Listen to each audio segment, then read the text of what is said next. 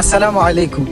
ঈদের দিন আমরা আমাদের ঢাকার গয়ের আমাদের সমবয়সী প্রায় সকল মাদ্রাসার ছাত্ররা মিলে গিয়েছিলাম বাংলাদেশের একমাত্র মিঠা পানির বীচ মিনি কক্সবাজার তথা মোহনপুরে। আমাদের যাওয়ার পদ্ধতিটা ছিল, প্রথমে হাসানপুর থেকে বলদাখাল গিয়েছি, সেখান থেকে সিরারচর থেকে একদম মোহনপুরে চলে গিয়েছি এবং আমাদের এই পুরো যাত্রাটাই ছিল সিএনজির মাধ্যমে।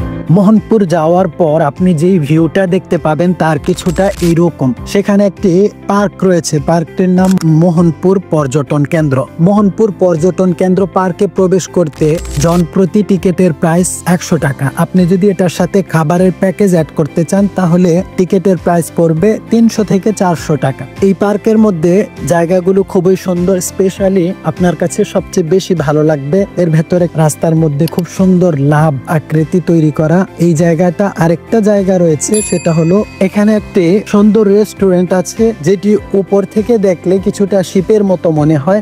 আর এই পার্কের ভেতরে নদীর যে ভিউটা খুবই সুন্দর, এর পাশে বসার মতো সিট রয়েছে, এখানে বসে রিল্যাক্স করতে পারেন। পার্কের পাশেই লঞ্চ ঘাট রয়েছে, এখান থেকে আপনি স্টিমারের মাধ্যমে এই নদীর মাঝখানে একটি খুব সুন্দর চর রয়েছে, এখান থেকে স্টিমার চরে যাবে এবং চরের মধ্যে 1 ঘন্টা আপনাকে ঘোরাঘুরির সুযোগ দিবে। সব মিলিয়ে আমাদের কাছে জনপ্রতি প্রাইস রেখেছে মাত্র 20 টাকা। এই বিষয়টা আমার কাছে অনেক বেশি ভালো লেগেছে, চরটা ছিল অসাধারণ। আমাদের সাথে যে সাথীরা ছিল দীর্ঘ 1 মাস রোজা রাখার পর এত বেশি পরিমাণে তারা খাওয়া শুরু করলো, দেখে মনে হচ্ছে যে 1 মাসের খাবার তারা একদিনে উসুল করে নিচ্ছে।